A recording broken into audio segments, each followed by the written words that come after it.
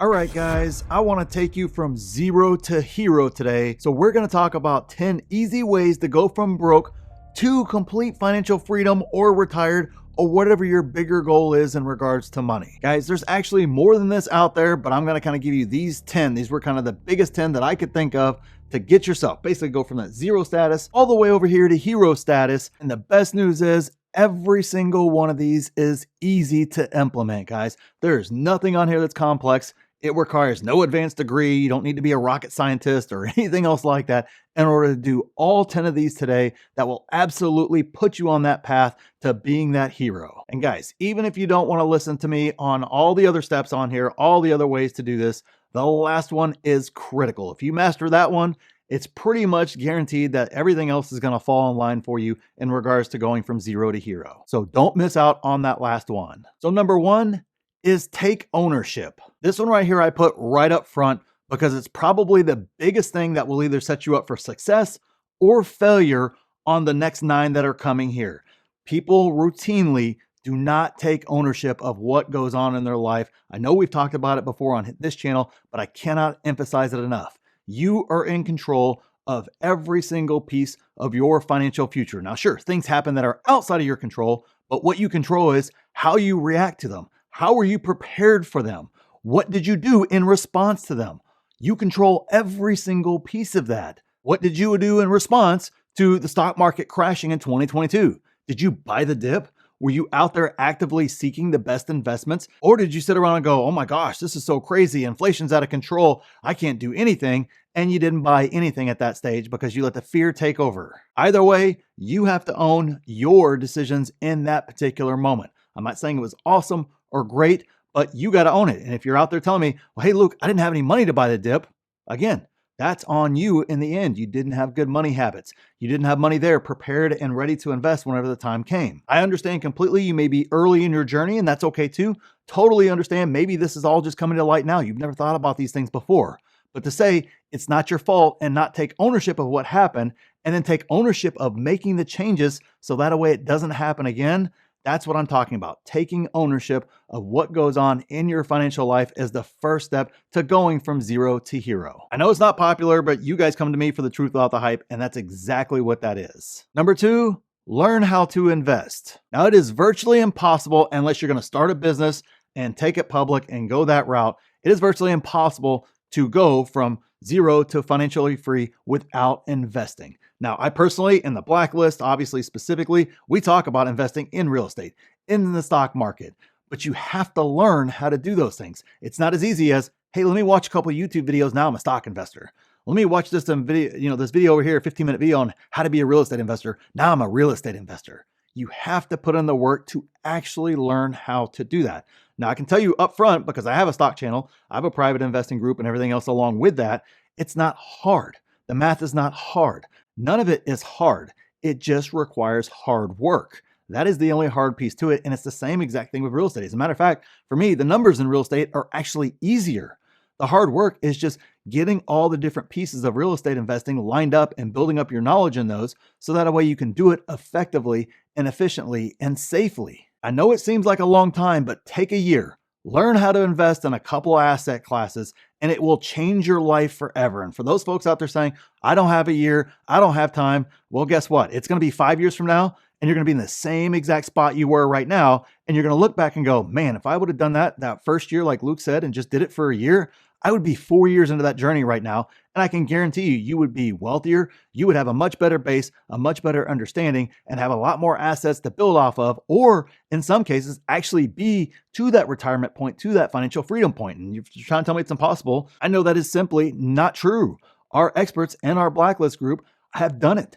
We have examples of members who have actually achieved financial freedom in as little as 1 year. We actually had somebody do it in less time than that. That was kind of an anomaly. They had not necessarily a special situation, but they had a nice asset base to work from. So it was very, very easy to turn that asset base into something that cash flows into money coming in to where they were financial free and they don't ever have to worry about money again. But it is absolutely feasible if you kind of get out of the traditional mindset, we'll talk about that here in just a second, and understand that it's simply a math problem to be solved. And it absolutely can be solved if you're willing to put in that work and learn how to invest. That's why we have the blacklist there, because that's exactly what we show you, how to go from that 0 point, step by step, the planning, the investing, the investments involved, excuse me, if I could talk, all that good stuff like that is all laid out for you step by step. So that way, all you got to do is follow the program and you'll be in that spot of going from 0 to hero in the end. Number 3, level up your skills. Here's another tough lesson right here, and it's the reality of life in general. If you think that the skill set you have right now, unless you're like older and the master of your craft, is going to carry you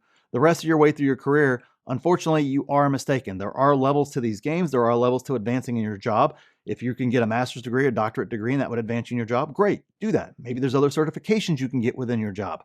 Maybe you need to change career paths altogether to a high-paying career path, to a high-paying skill set. Well, spend that 2 years getting the certifications or whatever is required in order to get that higher skill set. So that way you can move out of the low skill set job that is low paying and probably most likely going to go away with robotics and AI and everything else that is coming, and move into the more high valued skills over here that pay better, have better advancement and bigger opportunities. Hey, if you're a business owner, level up your business, level up your skills in business. If you aren't good at marketing, get good at marketing. If you don't understand how to market out there on the internet or how to grow a personal brand, if you're trying to grow a personal brand or trying to grow the brand of your business, how to expand your business, you need to level up those skills. There's nobody who is successful. You read all the books. Thankfully, these guys all write autobiographies and stuff like that. There's nobody that just, hey, I was 18 years old, 25 years old, whatever the case was, and I didn't improve at all over the next 30, 40 years, whatever the case was, and I have this wildly successful, I'm a billionaire, $100 million in the bank, or whatever the case is. It is simply not true. Every single one of them continued to level up at every single stage as they moved up that ladder. And that is exactly what you need to do as well, whether that's in your professional career, whether that's in your business, whether that's in your investing. Obviously, preferably all 3 of those, depending upon how you lay everything out for yourself and what's the best path for you. Either way, you're going to be leveling up. So start leveling up your skills now. Number 4, master your money. This is one that sadly is completely missing on most of society. Most folks do not understand the basics of money in general. It's basically what comes in, goes out. We kind of know, kind of in the general ballpark. And as long as we're in the ballpark, we're okay. That's the reason why we have, the massive amounts of debt that we do. It's the reason why most people are living paycheck to paycheck. It's the reason why every time somebody gets a raise, it just isn't enough. It's because we haven't mastered our money in the first place. I have never, at any point in time, in any forum, sat down with somebody who was struggling with money, trying to go to the next level, whatever the case was, and just asking something as simple as, show me your budget. Most people don't even have that, a written, defined budget. So they don't even know where the money really went. They kind of know. They have a general idea. Some of them don't have any clue, and they just admit it. Like, I have no idea.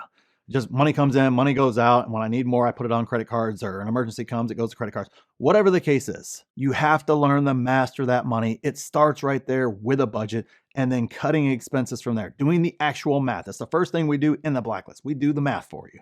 We sit down and go through everything and see, hey, where are you at in regards to that? Where is the actual number? What numbers are we actually dealing with?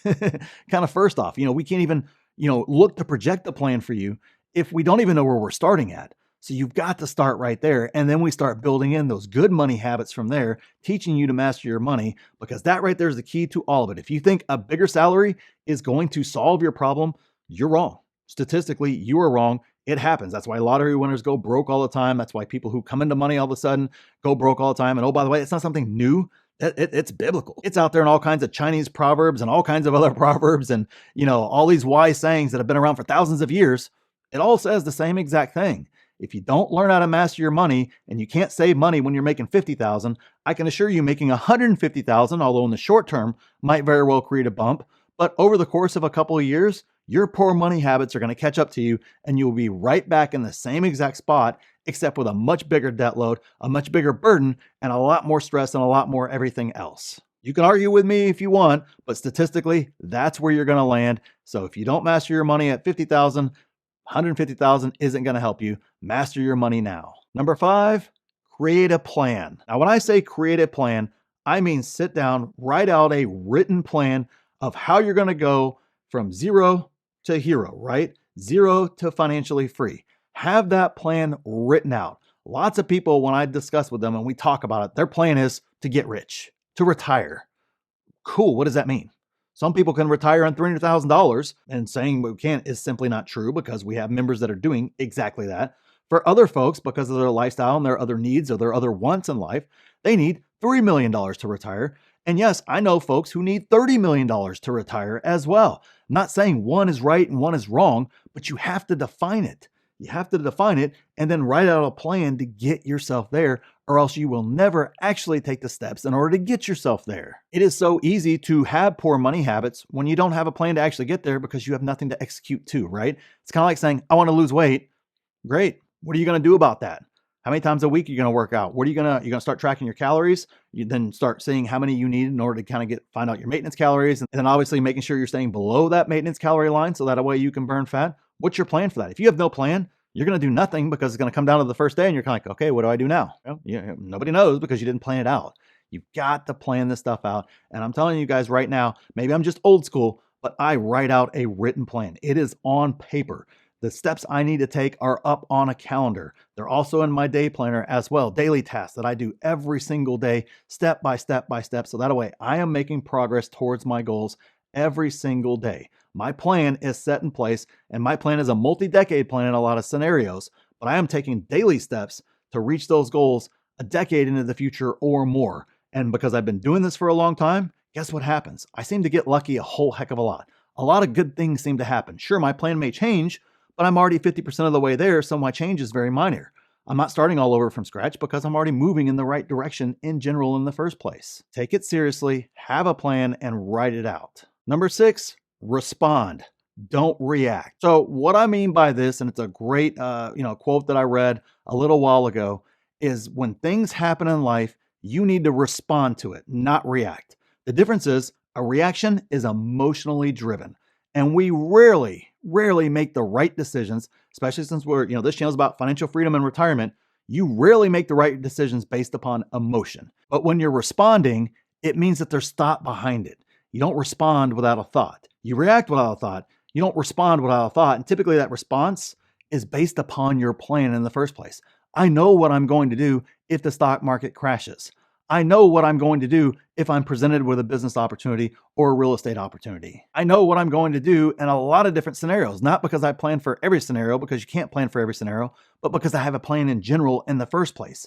That's the reason why that plan that we just talked about is so important, because it allows me to respond instead of reacting. And when you kind of understand the difference between those two, it makes a massive difference in regards to opportunities missed instead of opportunities being taken advantage of. Learn to respond, not to react. Number 7, stop making excuses. Now, I know we talked about this one with the first one, take ownership, but let's take it one step further here. What I mean by stop making excuses is everybody has a reason for why they can't do something. And then when you show them an example of somebody in the same exact scenario as them, they go, yeah, that's true, but, and then they give you another excuse. The other example of this, the other what to me is more nefarious, is the what ifers. The, hey, here's an opportunity. It has some risk, but man, the risk reward here is incredible. You're going to make a lot of money. Well, what if this happens? What if that happens? That to me is excuse making. You're finding reasons to not do it instead of searching for reasons to mitigate those risks and to do it. Now, I'm not saying you should take on unnecessary risk, but when the stock market crashed in 2022, yeah, it was risky in the short term. Long term, it wasn't risky at all. There was a ton of money to be made. But if you what if'd everything to death over here, what if this happened? What if that happened? You just created an excuse for you not to take action, for you not to do the hard work, for you not to put your neck out there and take an appropriate amount of risk in regards to your financial future. It's another form of excuse making. And a lot of people feel like they're not making excuses. They're just being prudent. No, prudency is analyzing the risk, minimizing the risk or mitigating the risk, and then taking advantage of the opportunity. It's not playing the what if game over here without ever actually assessing the opportunity that's right in front of you. So don't make excuses as to why you can't do it. Number 8, take daily action. Just like part of your planning, everything requires you to take action. The example I like to use, and I'm sorry, I know it's a little bit of a crude example here, is how do you eat an elephant? And the answer is one bite at a time. When you look at it as a whole, it's massive. You're like, there's no way I can eat this. But if you eat it one bite at a time, eventually you're going to get there. Whether it takes you a year, 2 years, 5 years, whatever the case is, you will get there. But that only happens if you take daily actions to get yourself there. Too many folks are looking for the quick hit, the big hitter, the lottery shot, the moon shot, whatever you want to call it there. It's silliness. Just chip away at it for 5 years and you'll be amazed at where you're at. You ever wonder why people yo-yo on diets all the time and all the other, fad things that go on out there? It's because they're looking for that moonshot instead of taking steady, consistent action to lose the weight the correct way. Instead, they're trying, a shot or whatever the heck case is, and they have this massive weight loss, and then it yo-yos right back up. I'm old enough now to where I remember all the crazy fad diets and all the crazy fad workouts and the no carbs and, keto this and, whatever that. And, gosh, I wish I could remember all the good ones. Some of them are just attached to people's names, but lots of people use them. Lots of people lost weight and every one of them put them back on because the actions were all short-term focused instead of consistent daily actions in order to get to your goal there. I know that if I don't take actions, those daily actions for a month, I'm now a month behind from my goals. And I know at the end of that 30 days, that's 30 wasted days I just had because I didn't take daily action. And no, I can't make up 30 days worth of action in one day or 1 week over here. I've just got to start being consistent from here forward. So take that daily action. That is how you achieve massive things. All right, so 2 more to go here. And obviously, I think the last one is the biggest one, but this number 9 is also a big one as well. So let's talk about it next. And that is be lucky. I hear you right now, Luke, you just said you can't do that. You're talking about planning all this sort of stuff. All I need to do is just be lucky. What's the point in all this? Well, that's because I'm using what most people think being lucky is, which is just stuff just happens to you. It's just the universe just thinks you're the one that's going to get it. I've heard this forever that I'm just lucky that I invested in real estate after the financial crisis, for really essentially from then all the way through. I was lucky to buy properties for pennies on a dollar in 2010, 2011, 2012, 2013, 2014, and on and on and on. I was lucky to buy stocks after the financial crisis, after the world shut down, after 2022, when we had, record inflation. I was just lucky each one of those times, according to a lot of folks, including folks in my personal life. What's the reality? To me, luck is simply where opportunity meets preparation. So when I'm telling you to get lucky, to be lucky, I'm telling you be prepared.